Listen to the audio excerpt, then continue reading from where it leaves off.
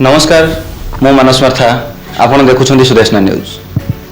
दर्शक बंधु आज अच्छे आम सुदेशना परिवार रे आम सांगे अच्छा जड़े विशिष्ट साहित्यिका आउ जड़े समाजसेवी सीधासलख पाखर प्रतिक्रिया नेबा कौन तांको जीवन लक्ष्य थिला आउ केते दूर से सक्सेस पाई बर्तमान सुधा। मैडम सुदेशना न्यूज को आपन स्वागत परिचय। धन्यवाद।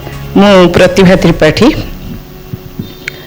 मो घर भंजनगर, मु भंजभूमि संतान किंतु 2007 रु मो स्वामी अवर्तमान मु पुरी रे आसिक रही जगन्नाथ आश्रय रे। केते खुशी अछंती गोटे परिवार रो आपण आसीछंती अथच पुरी जगन्नाथ धाम रे आपण आसी अवतरण करिछंती, तो केते खुशी लागुछ जेतले पुरी रे आपण हठात सकाळ उठिले जगन्नाथंकर पतितपावन बाना देखुछंती, केते आत्मगर्व लागुछ आपण? निश्चित भाव रे मु पिला बेलू जगन्नाथ टिके मोर प्रिय। मुझे भंजनगर थी से मोर भारी इच्छा था पुरी रे जाकि रहिबा पे। आमे आसु अवश्य हेले जेतबे इच्छा हुए से आसी हुएनी। से मोर गोटे कविता मोर जोटा प्रथम कविता नवीन रे छपाई तार प्रथम पदटा कहूँ जे तोर बड़ बड़ आखि मते पागल करिछि, तो नाली अधर हस मते उन्माद करिछि, हेले कौन मु करिबि कह, मो पादरे लागिछि समाजर बेड़ी, मो पादरे लागिछि जंजालर बेड़ी, 150 माइल दूर कालियारे तोते मु झुरुछि। सेमिति झुरुथुली किंतु तांकर कृपारो मु आसी आइछि तांको पाखकु। आउ मु भूली जाइछि अन्य सब माने एठी मोर परिवार, एठी मोर घर, मु जे केबे अन्य जगह थिली से कथा भी मु भूली जाइछि। अनुभूति रे जगन्नाथ कथाटे अच्छे, अनुभूति रे जगन्नाथ से भली जगन्नाथ समस्त मन में किसी अनुभूति आनी टिके संक्षिप्त जानवा पाइबा कौन अनुभूति आप आनी जगन्नाथ को केबे पाइछंती पाखरे जगन्नाथ को सेमती? वर्तमान किसी समय आगु मु कविता टे कहतली जे आखि बुझी देले तू, आखि खोली देले तू। मु तो तांकर अनुभूति से तो कही हबनी बाबा, सी अवर्णनीय, से खाली अनुभव ही करी हबो। तेणु तांकर अनुभूति कौन कही हुए। जेतेबेले मु जोठी जाए बाहर को, मुझे भ्रमण प्रिय मध्य, मुझे जेकोसी तीर्थ क्षेत्र को जाए, जोठी की भी जाए, समस्ते पचारती कौठू आसीच, कहाँ से आए हैं। मुझे जो कहे जगन्नाथ धाम, से मुंड नहीं जाए, कहीं पाद भी छुई दियंती जे जगन्नाथ धाम से आए हैं माँ जी, अब कितने महान है, कितने पवित्र है। जगन्नाथ धाम एमती गोटे पवित्र धाम जोठी गले मु अनुभव करे जे मु जगन्नाथंकर जड़े सदस्य, जगन्नाथ परिवार लोक, से हूँ मोर बड़ अनुभूति। ताठू बड़ अनुभूति कौन? आ प्रति मुहूर्त तो से अनुभूतिमय ठाकुर, प्रति मुहूर्त तो तांकर अनुभूति आम पाचे। केमिति जेकोसी विपद पड़े डाकिले से शुणी, जेकोसी असुविधा मते से रक्षा करिसेंती। सबुठु बड़ कथा है मु चाहिए ये आश्रय रही सी आणिकी मत ये रखी, ताठू बड़ अनुभूति कौन हो पारे मो पे। निशारे जड़े कवि लेखिका आउ अन्य किछि, किंतु पेशा आउ जोड़ा व्रत कहले चले से समाज सेवा। समाज सेवा एते संसार भितर एते जिनस थाउ आपण समाज सेवा कहीं आपणैले किछि जानि? समाज सेवा एते जिनस माने कौन आउ माने जीवन रे कौन अछि? जीवन रे देखंतु आमे जेतेबेले चली जावा कहीं आमको मन रखिबेनी, आमे कौन पिंधुले, कौन खाऊले, केते बुलुले, सेगुड़ा मन रखिबेनी, केते धन संपत्ति थिला सेगुड़ा मन रखिबेनी। मन रखिबे आमे कौन करिथिले समाज पई। तेणु समाज पई के अवश्य मन रखिबो बोली नहीं, मोर स्वतः प्रवृत्त आसे जदि जने असुविधा पड़छि मु सेठी ठिया हेबा। जेतेबेले मु भंजनर थिली सेतेबेले करिथिली लेडीज क्लब, गोटे नाइटिंगेल लेडीज क्लब। नाइटिंगेल से सेवा ये अनुप्राणित होकर आम से करूँ। मोर बेसी स्त्री मानक करे, महिला मानकर मोर बेसी ये करे। सेठी जेतेबेले माँ माने गाँ गहली रे भंजन पाखापाख बस्तीर गाँ गहली रे जेतेबेले महिला माने प्रताड़ित होती मद्यप स्वामी मान द्वारा, सेठी आम करूँ मद मुक्ति आंदोलन। मद छड़ाइवाई आम बहुत चेष्टा करूँ। ए मद लगी केते घर भांगी जाइछि, मद मुक्ति आंदोलन करूँ।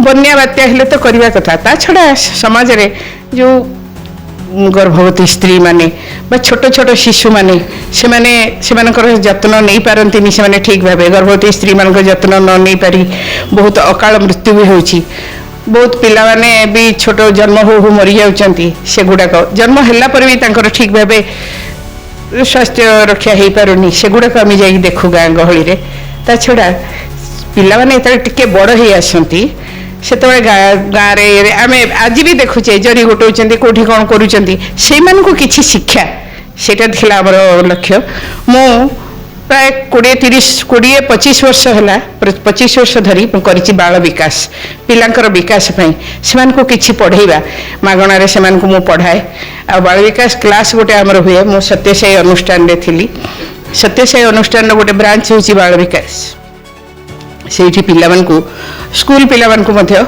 धर्म आम हिंदू धर्म कौन धर्मर शिक्षा बा सेमानकु श्लोकटिए सकाळ उठी माँ बापा को केमिति भक्ति करवा सकाळ उठी माँ को बापा मुंडिया मारिबा बा जगन्नाथ को ठाकुर आमर जहाँ ठाकुर जी अच्छा गणेश वंदना सरस्वती वंदना एगुड़ा शिखेबा एगुड़ा कौन स्कूल रे शिक्षा दि जाऊनी एगुड़ा सब करवा यहाँ थिला मोर लक्ष्य पिला मानकु किछि शिखेबा एटा होछि मोर समाज सेवा तेणु समाज सेवा ता छड़ा जो मैंने कर विधवाश्रम अनाथ आश्रम वृद्धाश्रम से गुड़ाक जाइए करे गोटे जिनस पिला बुझाए घर घर मुझे करे वृद्धाश्रम केमती खोला न जाओ वृद्धाश्रम न हो वृद्धाश्रम कहीं घरटा को आम आश्रम कहीं कर आमर आम जो बयस हो जाऊे आम पिलाकर कौन भितर कौन जिनस ये करवानी सेटा तो बानप्रस्थ आश्रम आम आश्रम भाई से कहीं न रहा एबे जीवा परवर्ती प्रश्न पई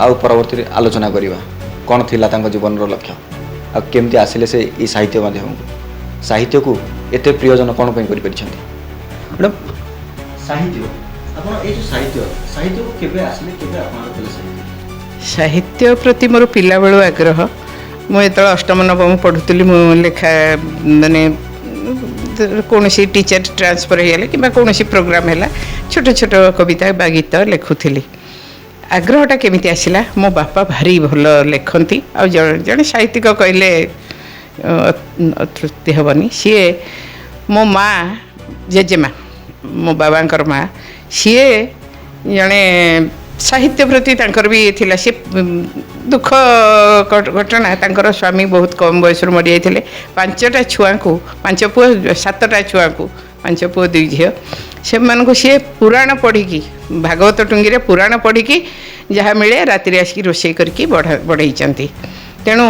सी एमती जड़े अनवद्य थे सी भल रिसाइट करते से रिसाइट से जो पुराण पढ़ती बेले बेले घरे आम मोर पिला बेले कविता थिला गीत थिला आमर बही रे कालीजाईटा से एत सुंदर वर्णना करन आपन कांदी पकेबे माने से सब देखिकी मो घरे बाबा सेमती जेजेमा सेमती मो बो बहुत पढ़े उपन्यास से जो विभूति पट्टनायक माने कान्हूचरण कालिंदी चरण आरंभ कर विभूति पट्टनायक सुस्मिता बागचीर सुचरिता से सब पढ़ी लास्ट पर्यंत तेणु से सब माहौल रहीकि से परिवेश मते साहित्य प्रति आकृष्ट करिछि बाबा बहुत भल लेखती जेजेमा भल रिसाइट करती आ बो मोर भल पढ़े से सब पढ़ा शुणा देखिकी पढ़ा ये करिया रिसाइट करिया देखी मत आग्रह हुए मुझे लुचे लुचे उपन्यास पढ़ा आरंभ करी खूब कम बयस से अवश्य टी आकट थिला उपन्यास पढ़ा को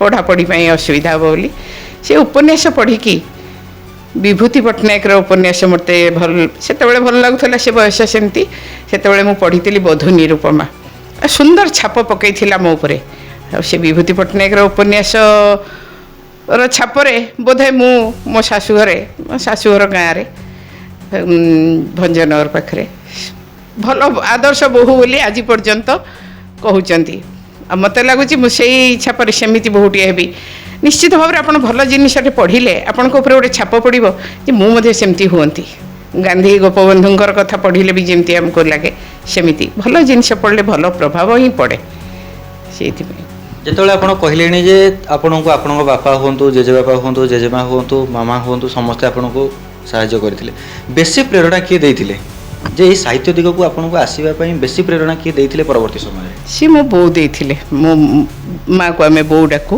ମୋ ବୋଉ ଦେଇଥିଲା ପ୍ରେରଣା। ସେ ମୋର ଲେଖାଟେ ଦେଖିଲେ ଭାରି ଖୁସି ହେଇଯାଏ। ଖୁସି ତ ସମସ୍ତେ, ମୋ ଭାଇ ଭଉଣୀମାନେ ବି, ମୋ ସ୍ୱାମୀ ମଧ୍ୟ।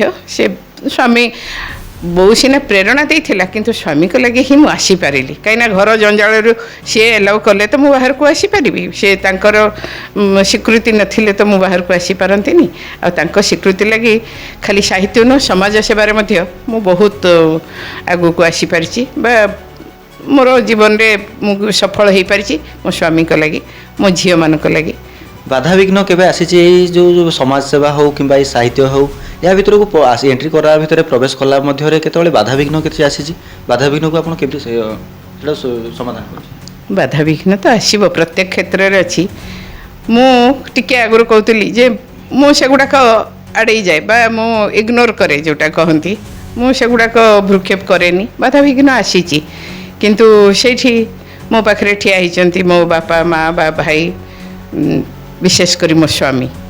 ସେମାନେ ଯେତେବେଳେ ଠିଆ ହେଇଛନ୍ତି ସେମାନଙ୍କ ଲାଗି ମୁଁ ଆଗେଇ ଯାଇଛି।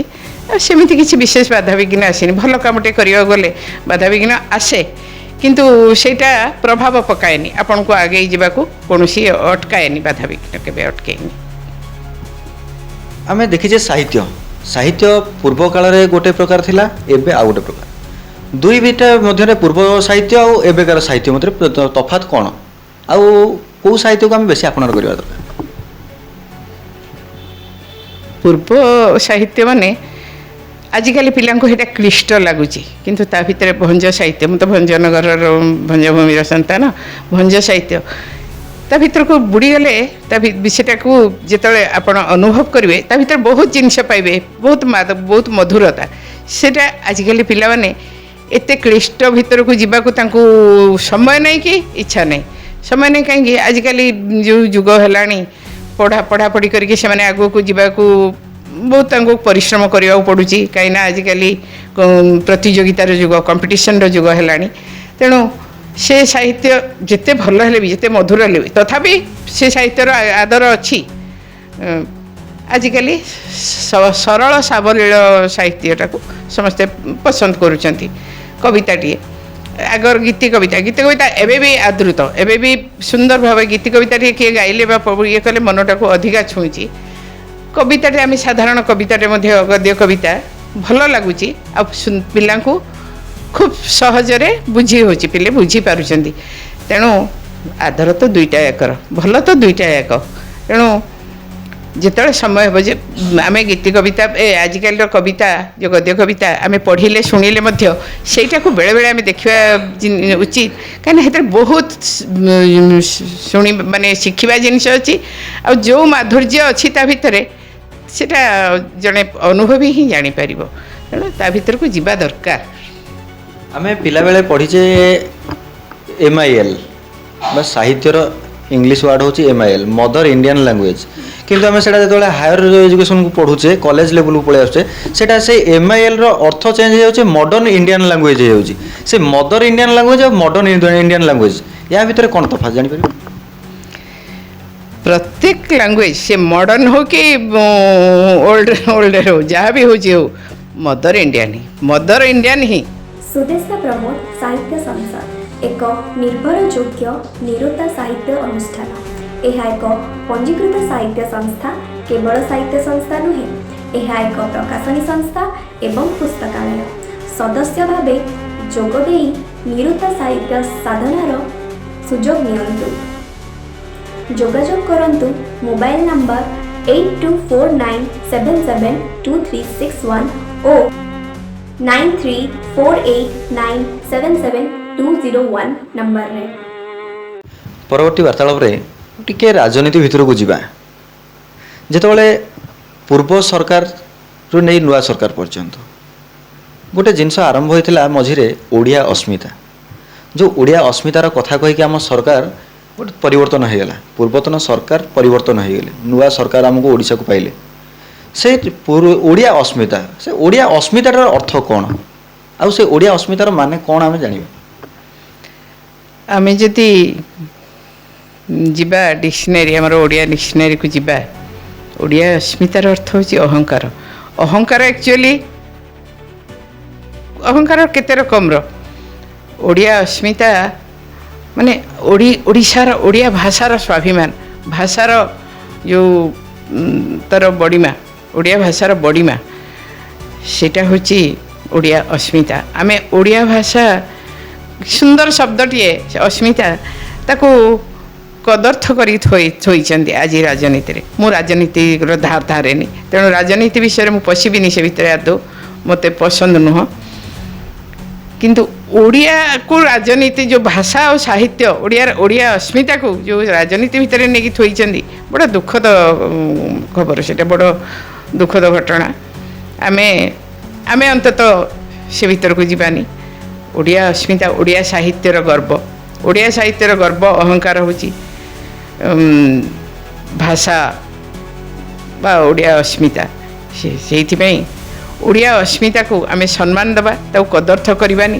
ଓଡ଼ିଆ ଅସ୍ମିତାକୁ ନେଇ ଆଜିକାଲି ବହୁତ ଚର୍ଚ୍ଚା, ଆପଣ ଫେସବୁକ୍ ଦେଖନ୍ତୁ, ଯେଉଁଠି ଦେଖନ୍ତୁ ଅସ୍ମିତାକୁ ନେଇକି ବହୁତ ଚର୍ଚ୍ଚା।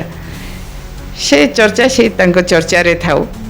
ଆମେ ଖାଲି ଜାଣିବା ଏତିକି ଯେ ଓଡ଼ିଆ ଭାଷାର ସ୍ୱାଭିମାନ, ଓଡ଼ିଆ ଭାଷାର ଅହଙ୍କାର, ଓଡ଼ିଶାର ବା ଓଡ଼ିଆର ସ୍ୱାଭିମାନକୁ ଆମେ ସମ୍ମାନ ଦେବା। ଓଡ଼ିଆ ଭାଷା ଯେତେବେଳେ ନୂଆ ସରକାର ବା ମୋହନ ସରକାର ଆମର ଯେତେବେଳେ ସେଇ ଓଡ଼ିଆ ଅସ୍ମିତାକୁ ନେଇ ଡିଣ୍ଡିମ ପିଟୁଛନ୍ତି, କିନ୍ତୁ ଏବେ ଗତ ନଭେମ୍ବର 26 ତାରିଖରେ ଆମକୁ ଗୋଟେ ଦୁଃଖଦ ଖବର ମିଳିଲା ଯେ ଯେଉଁଟା ନଭେମ୍ବର 26 ତାରିଖ ନୂଆ ସରକାର କହିଲେ ସେ ଦିନଟା କ'ଣ ନା ସ୍ୱାଧୀନତା ଦିବସ। ଏଇଟା ଗୋଟେ ଶୁଣିବା ପାଇଁ ଗୋଟେ କଦର୍ଥ ଲାଗିଥିଲା ଯେ ଆମର ଯିଏ ରାଜ୍ୟର ପରିଚାଳକ ବା ରାଜ୍ୟର ଯିଏ ଶାସନକର୍ତ୍ତା ଯଦି ସିଏ এইଭଳି ଭୁଲ କରିବେ ତାହେଲେ ଆମେ କହିବା କାହାକୁ? ନା ପୂର୍ବ ଆମର ଯେଉଁ ସରକାରୀ ବିଦ୍ୟାଳୟର କଥା ବି କହିବାକୁ ଯିବା ବା ସରକାରୀ ଶିକ୍ଷା ଏବେ ନିଚତର ହୋଇଗଲାଣି। ଆଗରୁ ଯେମିତି ସରକାରୀ ବିଦ୍ୟାଳୟ ଗୁଡ଼ିକରେ ପାଠପଢ଼ା ଚାଲିଥିଲା, କିନ୍ତୁ ଏହି ସମୟରେ ନାହିଁ ସେସବୁ ପାଠପଢ଼ା। ପିଲାଙ୍କ ଭବିଷ୍ୟତ ଅନ୍ଧାର ଦିଗକୁ ଗତି କରୁଛି। କ'ଣ ରଖିବେ ତା ଉପରେ?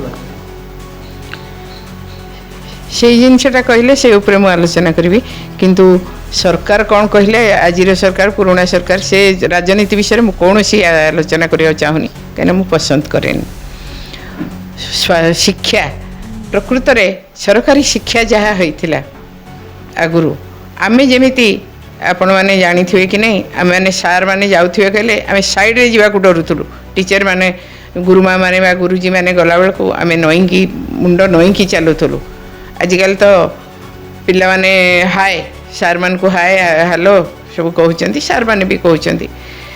କିନ୍ତୁ ପ୍ରଥମ କଥା, ଆମେ ଯେଉଁ ଗୁରୁ ବ୍ରହ୍ମା ଗୁରୁ ବିଷ୍ଣୁ ଗୁରୁଦେବ ମହେଶ୍ୱର ଯେଉଁ ଜିନିଷଟା ଆମ ମୁଣ୍ଡ ଭିତରେ ଭର୍ତ୍ତି କରାହେଇଥିଲା, ବା ପାଠ ପଢ଼ିବା ଆରମ୍ଭରେ ଆମକୁ କୁହାହେଉଥିଲା ବକ୍ରତୁଣ୍ଡ ମହାକାୟ ସୂର୍ଯ୍ୟକୋଟି ସମପ୍ରଭ ନିର୍ବିଘ୍ନମ୍ କୁରୁ ମେ ଦେବ ସର୍ବକାର୍ଯ୍ୟେଷୁ ସର୍ବଦା।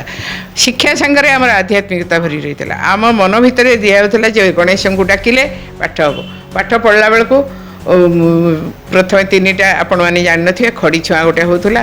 ଖଡ଼ି ଛୁଆଁ ତିନିଟା ବ୍ରହ୍ମା ବିଷ୍ଣୁ ମହେଶ୍ୱର ତିନିଟା ଇଏ କରାହେଉଥିଲା। ସରସ୍ୱତୀଙ୍କୁ ପୂଜା ହେଉଥିଲା, ଗୁରୁଙ୍କୁ ଦକ୍ଷିଣା ଦିଆହେଉଥିଲା କିମ୍ବା ସଞ୍ଚା ଦିଆହେଉଥିଲା। ସେସବୁ ଆମର ଅଙ୍ଗାଙ୍ଗୀ ଭାବେ ଜଡ଼ିତ ଥିଲା ଶିକ୍ଷା ଆଉ ଆଧ୍ୟାତ୍ମିକତା। ଆଉ ସେଇଠି ପିଲାର ଆପେ ଆପେ ଭକ୍ତିଭାବ ଆସୁଥିଲା ଗୁରୁଙ୍କ ପ୍ରତି, ଶିକ୍ଷା ପ୍ରତି। ଆଉ ଶିକ୍ଷା ଗୋଟେ ପବିତ୍ର ଜିନିଷ ବୋଲି ଲାଗୁଥିଲା। ଆଜିକାଲି ତ ଆମେ ପିଲାଙ୍କୁ ପଢ଼େଇବା ଇଂଲିଶ ମିଡ଼ିୟମରେ ତ ଏସବୁ ନାହିଁ। ବା ସରକାରୀ ଶିକ୍ଷାରେ ମଧ୍ୟ ଆମର କାନ୍ଥ ଉପରେ ଲାଗିଯାଇଛି ଫୋନ୍ ନମ୍ବର ଲେଖା ହେଇଯାଇଛି। ଯଦି ସାର୍ ଯଦି କିଛି କହିବେ ସାଙ୍ଗେ ସାଙ୍ଗେ ସେ ଫୋନ୍ରେ ଫୋନ୍ କର, ତାହେଲେ ଭକ୍ତି ଆସିବ କୁଆଡ଼ୁ? ଏଇଟା ଗୋଟେ ପଇସା ନେଉଛନ୍ତି, ପଢ଼ଉଛନ୍ତି, ଏମିତି ଗୋଟେ ଆସିଛି ବେପାର। ଯେଉଁଟା ସାହିତ୍ୟର ବେପାର କହିଲେ, ଶିକ୍ଷାରେ ମଧ୍ୟ ଏମିତି ବେପାର ହେଇଯାଇଛି। ତେଣୁ ପିଲା କେମିତି ପାଠ ପଢ଼ିବେ? ପିଲାକୁ ପଚରା ଯାଉଛି ତୁମେ ବଡ଼ ହେଲେ କ'ଣ ହେବ? କିଏ ଡକ୍ଟର, କିଏ ଇଞ୍ଜିନିୟର? ହଁ, ଭଲ ଡକ୍ଟରଟେ ହୁଅ, ଇଞ୍ଜିନିୟର ହୁଅ, ପାଇଲଟ ହୁଅ, ଏସବୁ କହୁଛନ୍ତି। କୌଣସି ବାପା ମାଆ କହୁନାହାନ୍ତି ଯେ ବାବୁରେ ତୁ ବଡ଼ ହେଲେ ଭଲ ମଣିଷ ଭଳି ମଣିଷଟିଏ ହୁଅ, ଭଲ ମଣିଷଟିଏ ହୁଅ ବୋଲି କୌଣସି ବାପା ମାଆ କହୁନାହାନ୍ତି। କି ଶିକ୍ଷକମାନେ ମଧ୍ୟ ସେ ଜିନିଷ କହିବାକୁ ସାହସ କରୁନାହାନ୍ତି। ହୁଏତ ଶିକ୍ଷକମାନେ ସେସବୁ କହିଲେ ପିଲା ବାପା ମାଆଙ୍କର ଆସିଯିବ, ଆରେ ତୁମେ ଆମ ପିଲାଙ୍କୁ କ'ଣ ଶିଖାଉଛ? ମଣିଷ ହେବ କ'ଣ ଭିକ ମାଗିବ? ସିଏ ଗୋଟେ ଡାକ୍ତରଟେ ହେଲେ ସିନା ପଇସା ରୋଜଗାର କରିବ। କେଉଁଥିରେ ବେଶୀ ପଇସା ସେଇ ପାଠ ପଢ଼। ଏମିତି ଆସିଲାଣି କିନ୍ତୁ ଆମେ ତ ପିଲାବେଳେ ସେଗୁଡ଼ା ଜାଣିନଥିଲୁ। ଆମେ କେମିତି ଭଲ ମଣିଷ ହେବ, କେମିତି ଗାନ୍ଧୀ ଗୋପବନ୍ଧୁ ତୁମ ପରି ଛୋଟ ପିଲାଟିଏ ଯେତେବେଳେ ପଢ଼ା ହେଉଥିଲା ବା ଗୋପବନ୍ଧୁ ମିଶୁ ମୋର ଦେହ ଏ ଦେଶ ମାଟିରେ, ସେସବୁ ତ ଆଜିକାଲି ପିଲା ଆଉ ଶୁଣିପାରିବେନି, ପଢ଼ିପାରିବେନି, ଲୋପ ପାଇଲାଣି। ତେଣୁ ଶିକ୍ଷା ମଧ୍ୟ ଆଜିକାଲି ଗୋଟେ ବେପାର ଭଳି ହେଇଗଲାଣି। ଶେଷରେ ଆମେ ଶୁଣିବା ଆଉ ଶେଷ ପଦ କଥା, ଛୋଟିଆ କଥାଟେ, ଯେ ଦର୍ଶକମାନଙ୍କ ପାଇଁ, ଆମ ଯେଉଁ ଦର୍ଶକ ଅଗଣିତ ଦର୍ଶକ ଅଛନ୍ତି, ଦର୍ଶକମାନଙ୍କ ପାଇଁ ଏହି ସାହିତ୍ୟକୁ, ଶିକ୍ଷାକୁ ଏବଂ ସମାଜ ସେବାକୁ ନେଇ ଛୋଟିଆ ବାର୍ତ୍ତାଟେ ଦେବେ, କ'ଣ ସେ ବାର୍ତ୍ତା ସମାଜ? ଆମେ ସାହିତ୍ୟ, ଆଜିକାଲି ବହୁତ ସାହିତ୍ୟିକ ବାହାରିଲେଣି, ବହୁତ ଯୁବପିଢ଼ି ମଧ୍ୟ ବହୁତ ଲେଖୁଛନ୍ତି। ଆମେମାନେ ତ ପୁରୁଣା ହେଇଗଲୁଣି, କେତେ ସାହିତ୍ୟିକ ପଳେଇଗଲେଣି। ଆମେମାନେ ତ, ମୁଁ ତ ନିଜକୁ ସାହିତ୍ୟିକ ବୋଲି ଭାବୁନି, ଆମେମାନେ ତ ସବୁ ଶେଷ ଅବସ୍ଥାକୁ ଆସିଗଲୁଣି। ମୋର ଖାଲି ଏତିକି ଅନୁରୋଧ ଯେ ପିଲେ ଯାହା ଲେଖୁଛନ୍ତି ସମାଜ ପାଇଁ ଲେଖନ୍ତୁ, ଜାତି ପାଇଁ ଲେଖନ୍ତୁ, କିଛି ଭଲ ଜିନିଷ ଲେଖନ୍ତୁ, ଭଲ ବାର୍ତ୍ତା ରହୁ ଲେଖାରେ। ସିଏ ହେଉଛି ସାହିତ୍ୟିକମାନଙ୍କ ପାଇଁ। ଆଉ ଶିକ୍ଷା, ଯେଉଁ ବାପା ମା ମାନେ ପିଲାଙ୍କୁ ପାଠ ପଢ଼ାଉଛନ୍ତି, ମନା ନାହିଁ ଯେକୌଣସି ଇଂଲିଶ ମିଡ଼ିୟମରେ ପଢ଼ାନ୍ତୁ ବା ଯାହା ପଢ଼ାନ୍ତୁ, ଯେ ବିଦ୍ୟା କ'ଣ, ବିଦ୍ୟା ଯେ ଯେଉଁ ଅଜ୍ଞାନ ତିମିରାନ୍ଧେ ସେ ଜ୍ଞାନାଞ୍ଜନ ଶଳାକାୟା, ବିଦ୍ୟା ପାଇଁ କ'ଣ, ଜ୍ଞାନଟା କ'ଣ, ସେ ବିଷୟରେ ଟିକେ ପିଲାଙ୍କୁ କୁହନ୍ତୁ। ପିଲେ ଭଲ ମଣିଷଟିଏ ହୋ। ପ୍ରତ୍ୟେକ ବାପା ମାଆଙ୍କୁ ମୋର ଅନୁରୋଧ, ପିଲା କ'ଣ ହେଇକି ମାନେ କି ଚାକିରି କରିକି କେତେ ପଇସା ରୋଜଗାର କରିବ ସେଇଟା ଭୁଲିକି ଆଗ ଭଲ ମଣିଷଟେ ହଉ, ସମାଜରେ ଭଲ ବୋଲି ଗଣିତ ହଉ। ସମାଜରେ ଏଇ ଯେଉଁ ବିଭିନ୍ନ ଦୁଷ୍କର୍ମ ବା ବିଭିନ୍ନ ଜିନିଷ ଆମେ ଶୁଣିବାକୁ ପାଉଛେ, ସେସବୁ କେମିତି ଲୋପ ପାଇବ। ପିଲାଙ୍କୁ ଯଦି ଆମେ ପିଲାରୁ ମଣିଷ କରିକି ସେଇସବୁ ଭିତରେ, ତାଙ୍କ ମୁଣ୍ଡ ଭିତରେ ଭର୍ତ୍ତି କରିବା, ତାହେଲେ ହୁଏତ ଏସବୁରୁ ଆମେ ମୁକ୍ତି ପାଇବା। ଆଉ ସମାଜ ସେବା, ପ୍ରତ୍ୟେକ କ୍ଷେତ୍ରରେ ପ୍ରତ୍ୟେକ ଜିନିଷ ଆମେ ସେବା ରୂପେ ନେବା। ଆମେ ଘର ଭିତରେ ବି ହେଉ, ଘର ଭିତରେ ମୋ ମା ବାପା ପଡ଼ିଥିବେ ବା ମା ବାପାଙ୍କୁ ମୁଁ ସେବା ନ କରିକି ମୁଁ ଯାଇ ବାହାରେ ଫଟୋ ଉଠେଇକି ଗଛଟେ ପୋତିକି ଫଟୋ ଉଠେଇବି, ସେଇଟା ତ ସମାଜ ସେବା କୁହାଯିବନି। ଆଉ ଗଛ ପୋତିବା ଦରକାର, କିନ୍ତୁ ପ୍ରଥମେ ଆରମ୍ଭ ହେବ ଆମର ସେବାଟା ଘର ଭିତରୁ, ତାପରେ ଯିବା ସାହି ପଡ଼ିଶାକୁ, ତାପରେ ଯିବା ସମାଜକୁ। ପ୍ରଥମେ ଘର ଭିତରେ, ପରିବାର ଭିତରେ, ଆମର ପରିବାରରେ କେମିତି ସମସ୍ତେ ଇଏ କରିବେ। ମୋ ଜେଜେମାଟେ ଅଛି, ମୋର ବୁଢ଼ୀ ମା ଅଛି, ଶାଶୁ ଅଛନ୍ତି, ଶ୍ୱଶୁର, ସେମାନଙ୍କର ସେବା କରିବା। ସାହି ପଡ଼ିଶାର ଲୋକଟେ ତା ଦେହ ଖରାପ ଅଛି, ଔଷଧ ଟିକେ ଆଣିପାରୁନି, ବୁଢ଼ାବୁଢ଼ୀ ଲୋକଟେ, ତା ପାଇଁ ଯାଇକି ଆଣିଦେବା।